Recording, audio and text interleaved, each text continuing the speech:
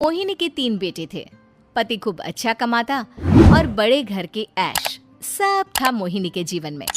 लेकिन एक चीज जो नहीं थी वो थी सुकून। मेरी बहन और मेरा भाई दोनों गरीब, लेकिन मैं मेरे पास तो नोट की बरसात है। तभी मोहिनी की बहन बीना उसके दरवाजे आ जाती है। अरे मोहिनी, कैसी है? मेरे घर में ना सिलेंडर खत्म हो गया है।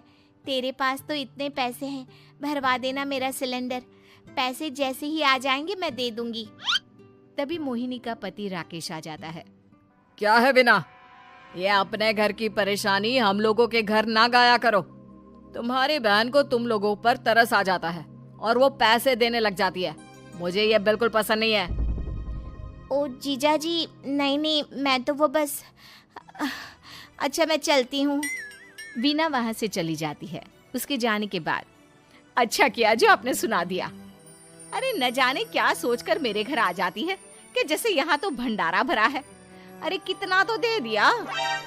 अच्छा जी, जरा 1000 तो देना। वो बिन्नी दीदी है ना, उनके घर जा रही हूँ। उनका पोता हुआ है तो मुंह दिखाई दे दूंगी। हाँ, उन लोगों के आगे तो शो ऑफ किया करो। वो खुद को बड़ा अमीर शो करते हैं ना, दिखा दे कि तू भी किसी से कम नहीं है। हाँ जी, इसी के लिए तो जा रही हूँ।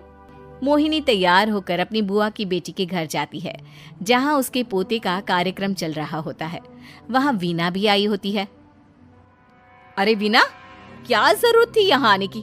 तेरे घर पर गैस नहीं है तो वो भरा लेती। क्या करूं मोहिनी, बुआ को बुरा लग जाता नहीं जाती तो। वैसे मेरे पास एक जोड़ा बच्चे का कपड़ा रखा था, वही अपनी चांदी के पायल के साथ देने जा रही हूँ। घर पर गैस थी नहीं, सोचा परिवार यहीं खाना खा लेगा, बाकी सुबह का सुबह देखा जाएगा। मोहिनी को बहन पर दया आ जाती है। वो पर्स से 1000 रुपए निकाल कर दे देती है। ले वीना, लेकिन पैसे वापस कर देना, तेरे जीजाजी हिसाब लेते हैं। मोहिनी भी क्या करती, गरीबी में बहन का सहारा ही उसके जीवन जीने का आधार था। फिर एक रोज, सुनिए, भाई के घर बेटी हुई है, मुझे माँ के पास जाना होगा। अरे उस घर में ना कूलर है ना एसी, कैसे रहोगी तुम? हाँ, वही सोच रही हूँ कि अकेली जाऊं, बच्चों को साथ ना ले जाऊं। चले जाओ, लेकिन ये जो तुम अपने गरीब परिवार से मिलने चली जाती हो ना, मुझे बिल्कुल अच्छा नहीं लगता। पता नहीं मैं भी कैसे मैनेज करती हूँ, लेकिन क्या करूँ। मोहिनी भाई भाभी के घर आती है। मोहिनी, कैसे आना हुआ? तू यहाँ हम लोगों के घर रह लेगी या फिर किसी होटल में रहेगी? क्या हो गया है माँ? मोहिनी को क्यों ऐसे बोल रहे हैं आप? अरे तू नहीं जानती अपनी ननद को, पैसे वाली है ना, तो ऐड कुछ ज्यादा ही है।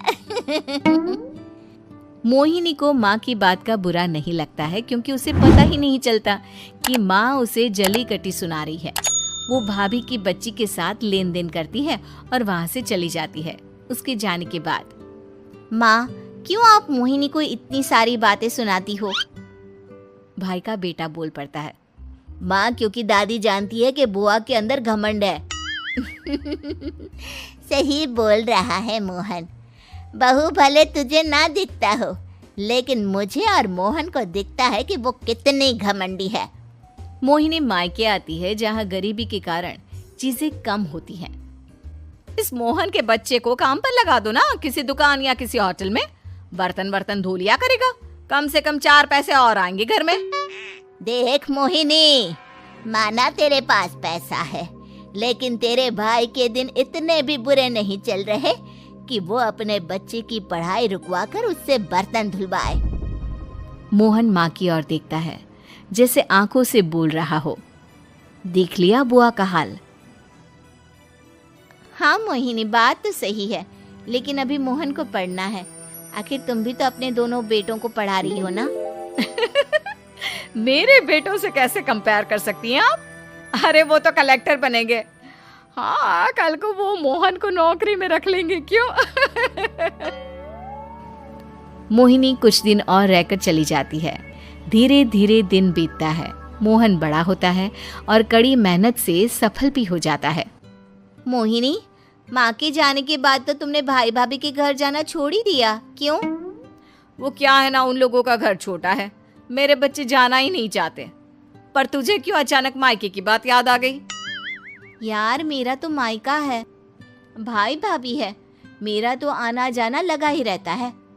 हाँ, क्योंकि तुझे आदत है ना ऐसे छोटे से घर में और कम पैसे में रहने की।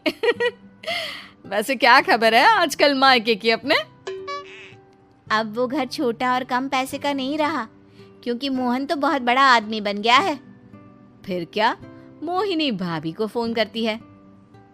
मोहन किसी बड़ी कंपनी का मैनेजर हो गया है क्या भाभी? क्या ये सच है? हाँ मोहिनी दीदी, अब तो हम लोगों के गरीबी के दिन कट गए।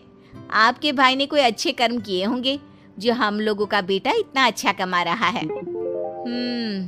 देख लो भाभी, पहले भी आपने कई गलतियां की थी, आप थोड़ा संभल कर चलना।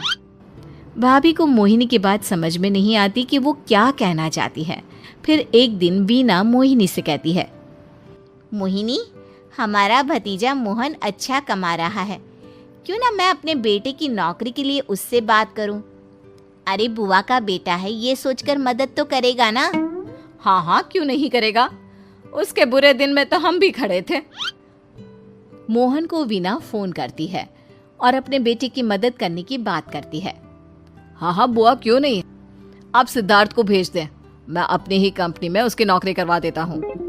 दिन बीतते हैं, अब वीना के हालात भी अच्छे हो जाते हैं। क्या बात है वीना, तूने भी कार ले ली, वो भी इतनी अच्छी? हाँ मोहिनी, अपने भतीजे के कारण तो हम लोगों के दिन अच्छे हो गए। उसने सिद्धार्थ की नौकरी लगवा दी है, वो भी शानदार। ठीक है, लेकिन पैसे ख्याल से खर्च करना। वो क्या है ना, पैसे आने आसान है लेकिन संभालने मुश्किल। मोहिनी घर पर अपने पति से बात करती है। देखो ना, सबके पास पैसे हैं, एक वक्त था जब मैं ही अमीर हुआ करती थी। लगता है कि ज्यादा दिन नहीं रह पाओगी, मेरी नौकरी को कुछ साल ही बचे हैं और तुम्हारे दोनों लड़के निकम्मे हैं। उन लोगों को बोलो ना कि नौकरी करे। तभी वहां मोहिनी के बेटे भी आ जाते हैं। अरे हमें क्या मोहन समझा है जो दिन रात गधे की तरह काम करते रहे? खैर, दिन फिरते हैं और मोहिनी के पति की नौकरी भी खत्म हो जाती है। मोहिनी क्या करे, थोड़े से पैसे में गुजारा नहीं हो रहा है, तो क्या करे, मेरी समझ में कुछ नहीं आ रहा। मोहन को बोलो ना कि वो इन दोनों के लिए नौकरी देखे, जैसे सिद्धार्थ के लिए नौकरी देखी है। मोहिनी क्या कहती, उसे अपने वो दिन याद आ जाते हैं जब उसने भाभी से मोहन को नौकर बनने की सलाह दी थी। क्या हो गया, क्या सोच रही हो मोहिनी?